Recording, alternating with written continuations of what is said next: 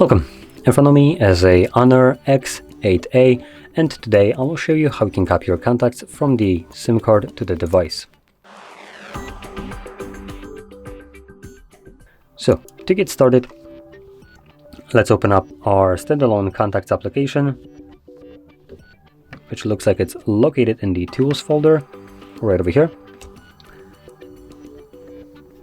Next, we're going to click on the three dots right here in the corner, Settings, Import Export, Import from SIM.